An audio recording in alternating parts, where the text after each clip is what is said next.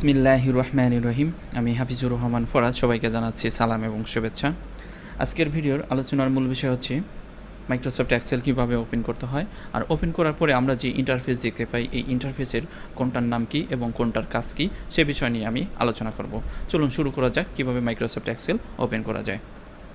তো প্রথমত আমরা মাইক্রোসফট এক্সেল ওপেন করার জন্য স্টার্টে ক্লিক করব। স্টার্ট থেকে এখানে আমরা যদি মাইক্রোসফট এক্সেলের কোনো নাম বা লিস্ট যদি না দেখতে পাই, সেক্ষেত্রে আমরা অর্থাৎ এ বা বি যে কোনো একটি ফন্টের উপরে ক্লিক করব। তো ক্লিক করার পরে আমরা এখানে অনেকগুলো নাম দেখতে পাচ্ছি, এ বি সি অ্যালফাবেটিক নাম।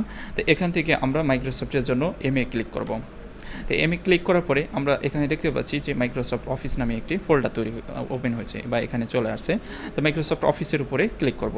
তো এখান থেকেই ক্লিক করার পরে আমরা এখানে দেখতে পাচ্ছি যে মাইক্রোসফট এক্সেল 2010 এইটার উপরে ক্লিক করব।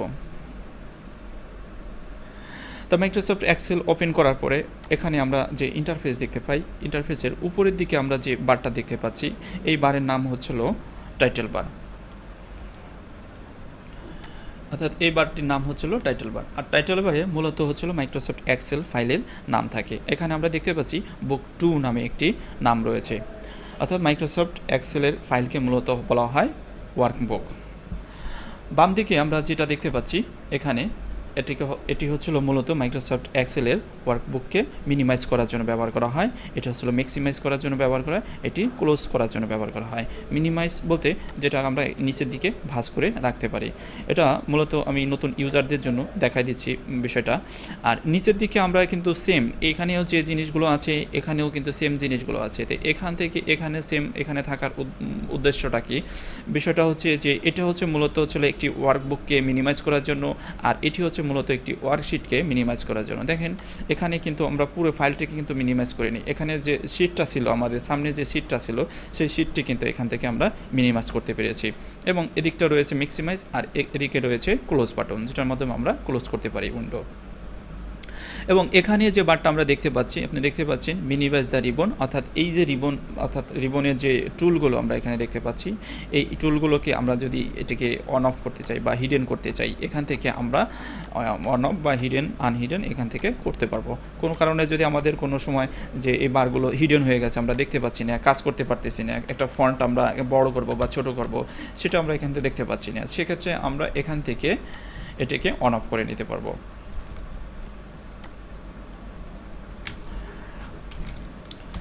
দেন তারপরে যে অপশনগুলো আছে, অর্থাৎ বাম দিকে আমরা দেখতে পাচ্ছি যে এখানে কুইক অ্যাক্সেস টুল বার নামে একটি এখানে টুল রয়েছে।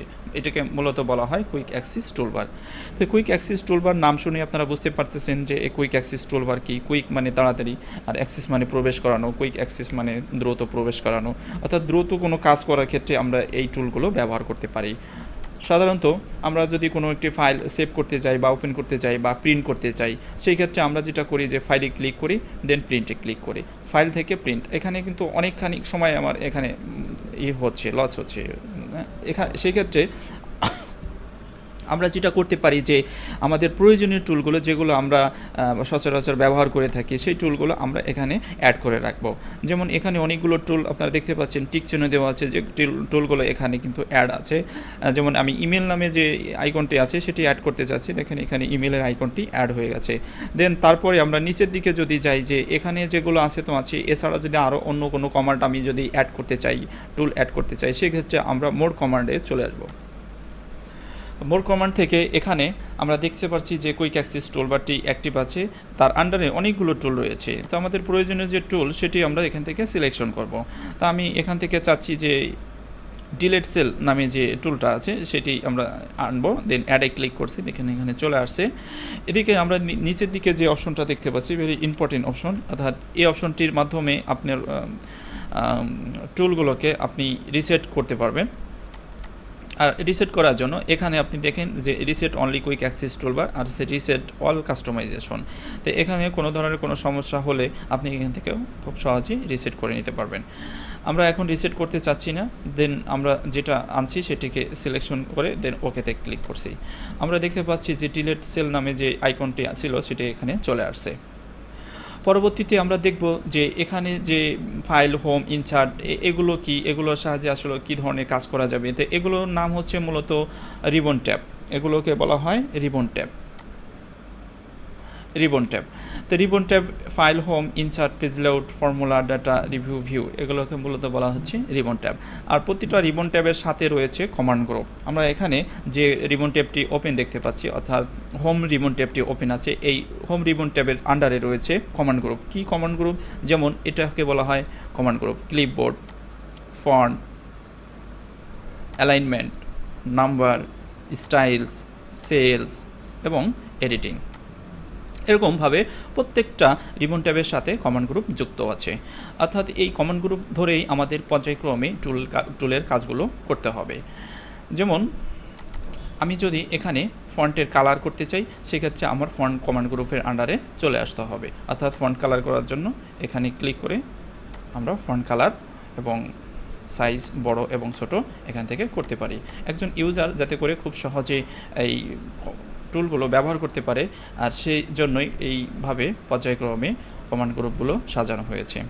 তারপরে নিচের দিকে আমরা দেখতে পাচ্ছি যে এই যে ফাঁকা জায়গাটা, এই ফাঁকা জায়গাটাকে মূলত বলা হয়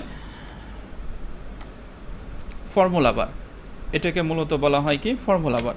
মাইক্রোসফট এক্সেল যেহেতু হিসাব নিকাশ নিয়ে কাজ করে থাকে, আর এই হিসাব নিকাশ করার জন্য আমাদের প্রয়োজন হবে ফর্মুলা, আর ফর্মুলা টাইপ করার জন্য বা ব্যবহার করার জন্য আমরা এই বারটি ব্যবহার করতে পারবো।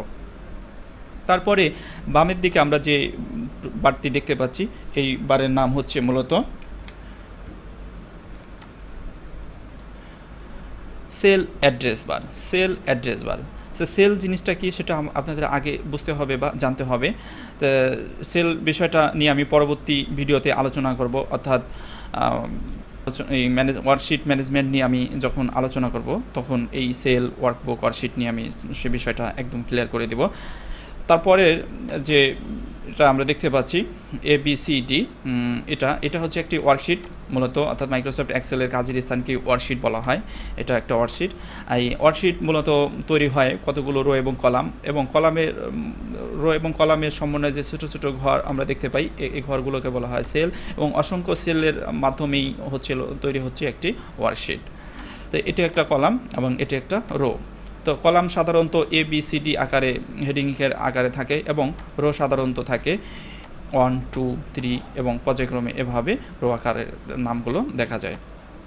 এদিকটা রয়েছে ভার্টিক্যাল বার, যেটার মাধ্যমে আমরা আমাদের ওয়ার্কশিটকে আপ ডাউন করতে পারি। এবং নিচের দিকে আমরা দেখতে পাচ্ছি 3টি শিট এখানে ডিফল্ট আছে। একটা ওয়ার্কবুকের মধ্যে কয়টি শিট থাকে? 3টি শিট আমরা এখানে দেখতে পাচ্ছি, এবং প্রয়োজনীয় শিট সংখ্যা আমরা এখানে ক্লিক করে অ্যাড করতে পারবো। এবং ডান দিকে আমরা দেখতে পাচ্ছি এখানে যে একটি ওয়ার্কশিটকে কিভাবে আমরা ডাটাগুলোকে লেফট এবং রাইটে নিয়ে এটাকে দেখতে পারি। এবং নিচের দিকে যে বারটা আছে, এই বারের কাজ মূলত হচ্ছে যে আমরা যে লেআউট নিয়ে আছি, এই লেআউটটার নাম হচ্ছে নর্মাল লেআউট। আমরা চাইলে এখানে বিভিন্ন লেআউট নিয়ে কাজ করতে পারি। যেমন এখন বর্তমান যে লেআউট আছে এটা নর্মাল লেআউট, পেজ লেআউট এটি, আর এটি হচ্ছে পেজ ব্রেক প্রিভিউ। তো বিভিন্ন লেআউট ফরম্যাট এখানে রয়েছে, আপনি চাইলে আপনার মতো করে লেআউট সাজিয়ে আপনি কাজ করতে পারবেন। আর পরে যে বারটা আছে, এই বারটাকে বলা হয় মূলত জুম বার, যেটির মাধ্যমে আপনি কোনো লেখাকে বড় এবং ছোট করে দেখতে পারবেন। তো এই ছিল আমাদের আজকের মাইক্রোসফট এক্সেল 2010-এর ইন্টারফেস। পরবর্তী ভিডিওতে আমরা দেখব যে কীভাবে একটি ওয়ার্কশিটকে কাস্টমাইজ করা যায়, ম্যানেজ করা যায়, সে বিষয় নিয়ে আমি আলোচনা করব। সে পর্যন্ত সবাই ধৈর্য সহকারে আমার ভিডিওগুলো দেখতে থাকুন। আল্লাহ হাফেজ। ভিডিও শেষে আপনার কাছে ছোট্ট একটি অনুরোধ করিব, যদি এই ভিডিওটি ভালো লাগে অবশ্যই লাইক, কমেন্ট এবং শেয়ার করে আপনি আপনার বন্ধু এবং বান্ধবীর মাঝে ছড়িয়ে তাদের উপকার করতে পারেন, এবং আমাদের চ্যানেলটি সাবস্ক্রাইব করে রাখুন যাতে করে পরবর্তী ভিডিওগুলো দেখতে পান। Thank you.